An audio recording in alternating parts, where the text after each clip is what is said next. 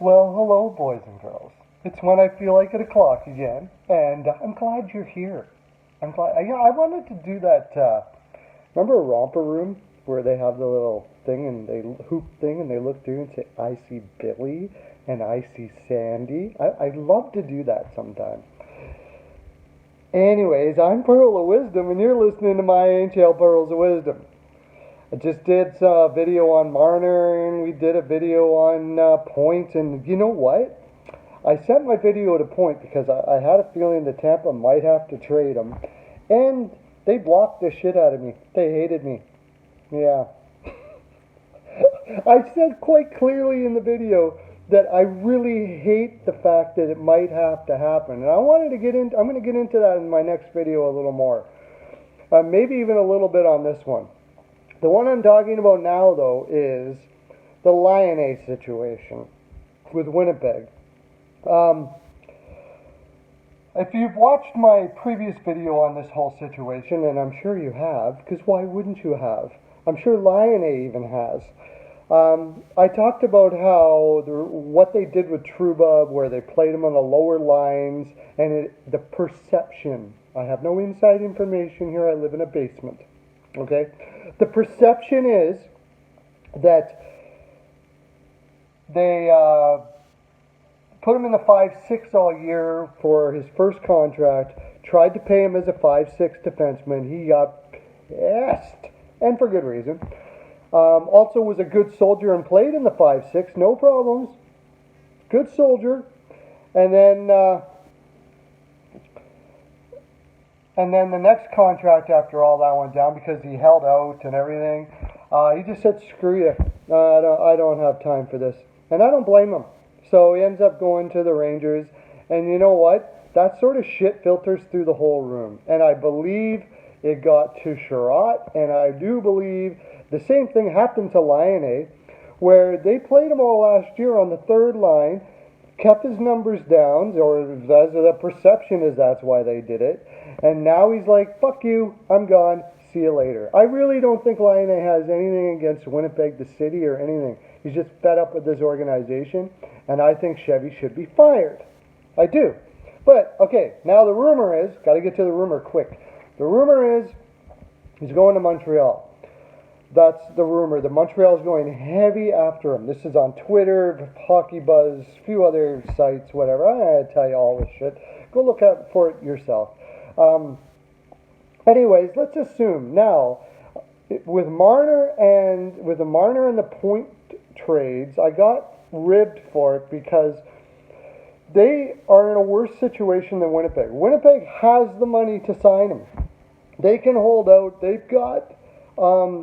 They have leverage here, and they do not have to let him go. They can let him sit or whatever. Now, if Winnipeg if Laine has decided he just doesn't want to play for Winnipeg, the longer they let this go, the longer people are going to realize that Laine doesn't want to be there, and the less they're going to be able to offer. Now, there's going to be, if Laine's out there, there's going to be a lot of people vying for his services.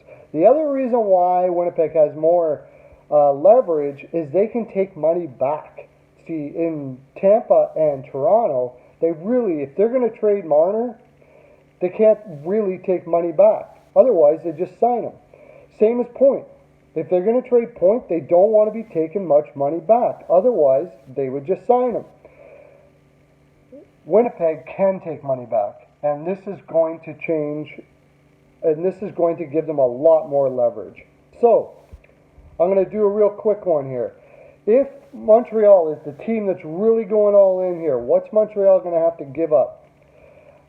If I'm Winnipeg, I'm not settling for anything less than, first of all, Max Domi's off the table. They're not going to take Max Domi. Max Domi actually had more points last year, but like I said, Laine was played very poorly. I think he would be the same. I don't think Max Domi is going to be in the conversation at all.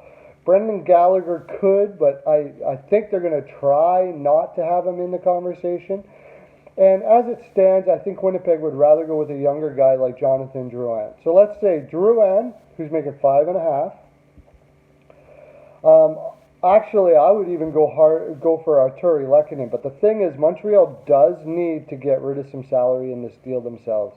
They have people they have to sign next year. Who are those people? Like Kotkaniemi. You could put Kotkaniemi in this deal. They need a center. I think, okay, Drouin or Kasperi Kotkaniemi, depending on which one you do. I'll do a trade for both. If it's Drouin, they need a right defenseman, and Montreal really doesn't have it.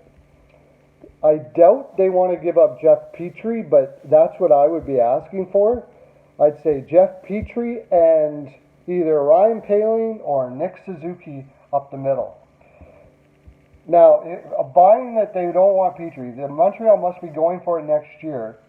I'll go with Noah Juulsen. Take Noah Juulsen,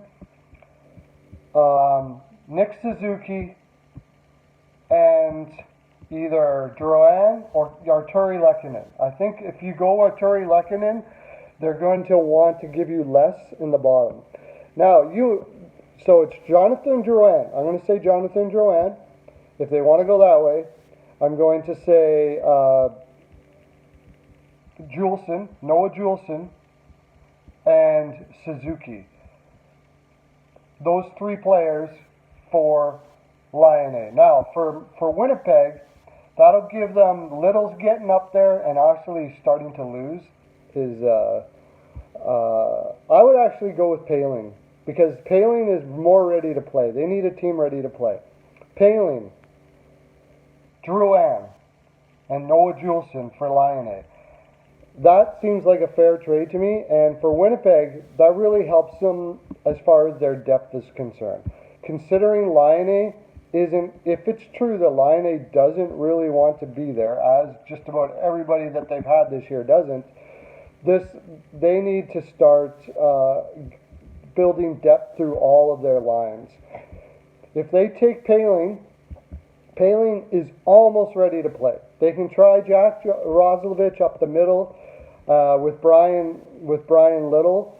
Drouin takes the position of what Laine was doing before, so that fills out that second line, and they get some much needed young, ready to play, much needed right-hand defenseman in Noah Juulsen that can push Sami Niku, and that's it. And Neil Pionk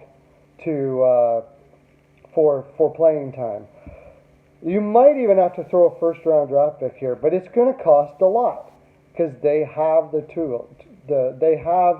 If you've got other teams vying, it might take all that in a first-round draft pick on top of it. It could very well be. Poehling, Juulsen, Drouin, and a first-rounder. That is probably what it's going to take, boys and girls. And so think about that, Montreal Canadiens fans. If you're willing to give up that much, I might. I mean, you're talking about a guy who should be a 40-50 goal scorer if you play him on with Domi. Play him on the top line and don't do what Winnipeg did. So it's up to you, man. I would say that's what you have to give up, though. That's my full 42%. That's all I have to give. Hit that subscribe button. Get yourself a My NHL Pearls of Wisdom necklace directly to your door and signed by me. Have a great day. Lots of love to you.